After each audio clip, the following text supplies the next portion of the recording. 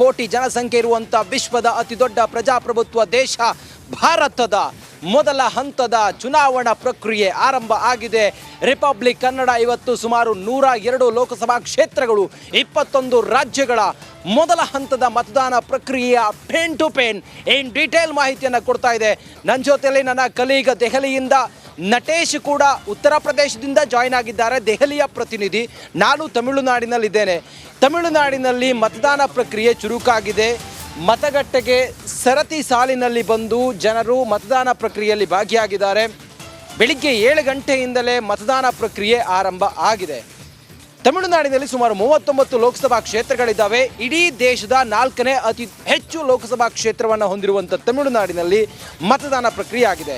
ನಾವು ಈಗ ಕೊಯಮತ್ತೂರು ಲೋಕಸಭಾ ಕ್ಷೇತ್ರದಲ್ಲಿದ್ದೀವಿ. ಕೊಯಮತ್ತೂರು ಲೋಕಸಭಾ ಕ್ಷೇತ್ರದಲ್ಲಿ ಅಣ್ಣಾಮಲೈ ಅವರು BJPಯಿಂದ ಇದ್ದರೆ, NDA ಅಭ್ಯರ್ಥಿಯಾಗಿದ್ದರೆ, ಹಾಗೆ ಗಣಪತಿ ರಾಜ್ಕುಮಾರ್ ಅವರಿದ್ದಾರೆ, ಹಾಗೆ ರಾಮಚಂದ್ರನ್ ಅವರು ಕೂಡ AIADMKಯಿಂದ ಸ್ಪರ್ಧಿಯಾಗಿ ಕಣದಲ್ಲಿದ್ದಾರೆ.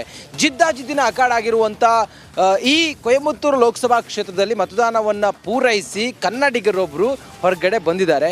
ಹೇಳಿ, ಮತದಾನ ಪ್ರಕ್ರಿಯೆಯಲ್ಲಿ ಎಲ್ಲರೂ ಭಾಗಿಯಾಗಬೇಕು. ತಾವು ತಮ್ಮ ಹಕ್ಕನ್ನು ಚಲಾಯಿಸಿದ್ರಾ? ಹೌದು, ಚಲಾಯಿಸಿದ್ರಾ? ಎಲ್ಲಿ? ತಮ್ಮ ಕೊಯಮತ್ತೂರು ಲೋಕಸಭಾ ಕ್ಷೇತ್ರದಲ್ಲಿ ತಾವು ಎಲ್ಲಿ ಅವರು? ನಾವೊಂದು ಈಶ್ವರನ್ ಕೋಯಿಲ್ ಸ್ಟ್ರೀಟ್ ಅಂತ ಆ ಜಾಗದಲ್ಲಿದ್ದೀವಿ, ಉಕ್ಕಡಂ. ಹೌದು, ಅಲ್ಲಿಂದ ಈಗ ಬಂದು ಇಲ್ಲಿ ಓಟ್ ಹಾಕಕ್ಕೆ ಬಂದಿದ್ದೀವಿ. 142 ಕೋಟಿ ಜನಸಂಖ್ಯೆ ಇರುವಂಥ ಭಾರತದಲ್ಲಿ ಮತದಾನ ಪ್ರಕ್ರಿಯೆ ಅಷ್ಟೊಂದು ಈಸಿ ಇಲ್ಲ, ಆದರೆ ಎಲ್ಲವೂ ಕೂಡ ಸುಲಲಿತವಾಗಿ ನಡೀತಾ ಇದೆ. ತಾವೇನು ಹೇಳ್ತೀವಿ? ನಂಗೆ ಒಂದಿಲ್ಲ, ನಾವು ಹಾಕೋದು ನಮ್ಮ ಕಡಿಮೆ ನಾವು ಮಾಡ್ಬಿಟ್ಟು ಹೋಯ್ತೀವಿ.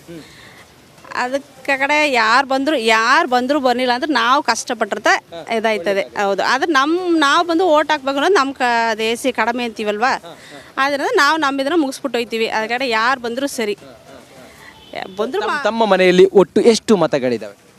3. ಹೌದು. ಒಂದು ವ್ಯವಸ್ಥಿತವಾದಂಥ ವ್ಯವಸ್ಥೆ ಬರಬೇಕಂತ ಹೇಳಿದರೆ ಎಲ್ಲರೂ ಕೂಡ ಮತ ಹಾಕಬೇಕು. ಎಲ್ರಿಗೂ ಏನು ಹೇಳ್ತೀರಿ ಈ ದೇಶದ ಜನರಿಗೆ, ಕೊಯಮತ್ತೂರು ಲೋಕಸಭಾ ಕ್ಷೇತ್ರ ಜನರಿಗೆ, ತಮಿಳುನಾಡು ರಾಜ್ಯದ ಜನರಿಗೆ ಏನು ಹೇಳ್ತೀರಿ? ಎಲ್ಲರೂ ಅವ್ರವರು ಇದನ್ನು ನಾವು ಓಟ್ ಹಾಕೋದು ನಮ್ಮ ಕರ್ತವ್ಯ. ಹೌದು, ಅದು ನಾವು ಮಾಡಿಬಿಟ್ಟು ಹೋಯ್ತೀವಿ. ಅದರಲ್ಲಿ ಯಾರು ಇದಾಗ ಬಂದರೂ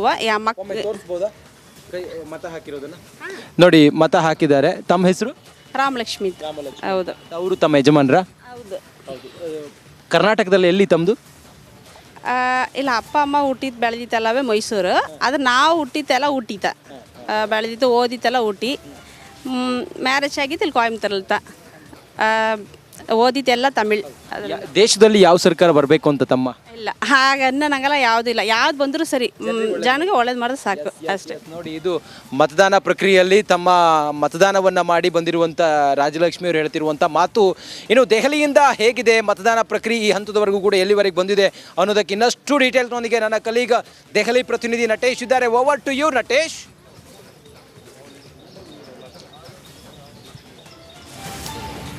ಎಸ್ ರಂಜಿತ್, ನಾನೀಗ ಉತ್ತರ ಪ್ರದೇಶದ ಮುಜಾಫರ್ ನಗರದಲ್ಲಿ ಇರುವಂಥದ್ದು. ನಾನು ನೇರವಾಗಿ ಇಲ್ಲಿ ಮುಜಾಫರ್ ನಗರದ ಒಂದು ಶಾಲೆಯಲ್ಲಿದ್ದೀನಿ. ಮತದಾನ ಮಾಡಿರ್ತಕ್ಕಂತಹ ಕೆಲವು ಮತದಾರರು ನಮ್ಮ ಜೊತೆ ಮಾತನಾಡಲಿಕ್ಕಿದ್ದಾರೆ. ಅವ್ರನ್ನ ಮಾತನಾಡಿಸುವಂತಹ ಕೆಲಸವನ್ನು ಮಾಡ್ತೀನಿ. ಯಾವ ರೀತಿ ಇದೆ ಮುಜಾಫರ್ ನಗರದಲ್ಲಿ, ಅದರಲ್ಲೂ ಉತ್ತರ ಪ್ರದೇಶದಲ್ಲಿ ಯಾವ ರೀತಿಯಾದಂತಹ ಒಂದು ಚುನಾವಣಾ ಕಾವಿದೆ, ಯಾವ ಎಲ್ಲ ಮತದಾರರು ಯಾರನ್ನು ಓಲೈಕೆ ಮಾಡ್ತಾರೆ, ಇದೆಲ್ಲವನ್ನು ಕೂಡ ಮಾತನಾಡಿಸುವಂತಹ ಕೆಲಸವನ್ನು ಮಾಡ್ತೀನಿ. ಇದೀಗ ನನ್ನ ಜೊತೆ ಮುಜಾಫರ್ ನಗರದಲ್ಲಿರುವ ಮತದಾರರು ಇರ್ತಕ್ಕಂಥದ್ದು. ಸರ್, ಎಲೆಕ್ಷನ್ ಕೈಸಾ ಚಲ್ ರಹೆ? ಮೋದಿ और राहुल गांधी?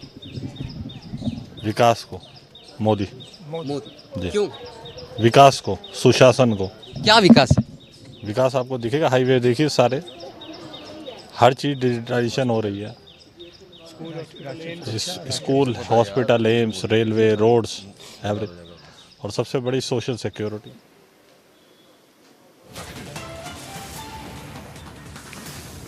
ನೋಡಿ, ದೇಶದ ಮೂಲೆ ಮೂಲೆಯಲ್ಲೂ ಕೂಡ ಸುಮಾರು 21 ರಾಜ್ಯಗಳಲ್ಲಿ ಇವತ್ತು ಮೊದಲ ಹಂತದ ಮತದಾನ ಪ್ರಕ್ರಿಯೆ ನಡೀತಾ ಇದೆ.